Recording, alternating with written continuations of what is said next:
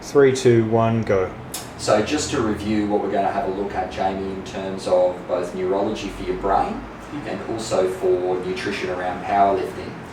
When we talk about what we're going to put in place for your brain, 3 key factors. 1, the NAC or N-acetylcysteine, and the benefit there is that with blastomas that have been previously characterised, that there can be a fault in the brain where certain amino acids are not being picked up, and it can compromise the integrity of the brain and the connection between neurons. So the information that's going to allow the brain to function well. So we're going to put that in place. We're also going to set... Fine? Yeah. Oh, sorry. We're also going to look at vitamin D as a tool for overall neuronal function. And what I mean by that is with vitamin D, it's been shown to maintain the integrity of myelin sheath. So that's the coating, if you like, around an axon, or the part of a neuron that makes sure that the information fires from one neuron to the next, so that the brain is firing and that it's doing what it needs to do. The third area we're going to have a look at is to make sure that concentration, focus, memory outcomes are better mapped by using what's known as a long-chain omega-3 fatty acid.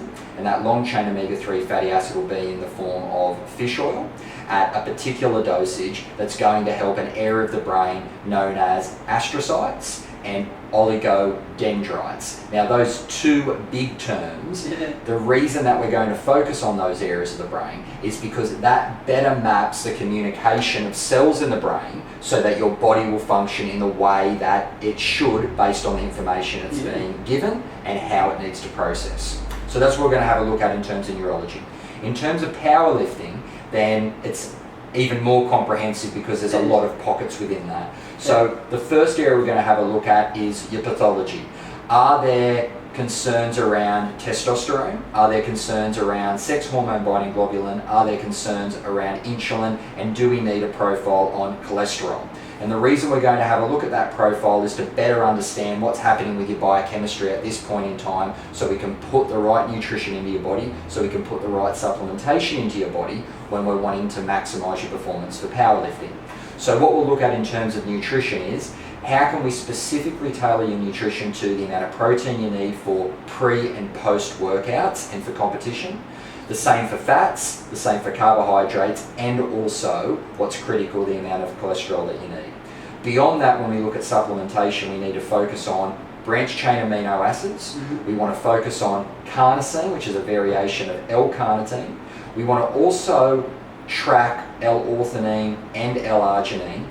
And the amino acids that I've just mentioned, so the branched chain amino acids, the L-arginine, the L-orthinine, and the carnosine, they're all there to promote the size and the strength of the muscle and to further promote recovery after training. So an excellent package in terms of what that will provide for the body.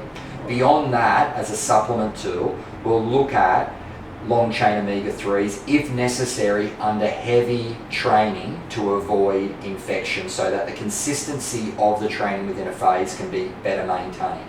Now, as I mentioned before, for a number of those amino acids, we'll be able to get them sampled for free through Visionary Health, the compounding pharmacist in Newcastle. I'll provide that information to Rowan and he'll be able to pass that on to you via yourself or your mum. Okay.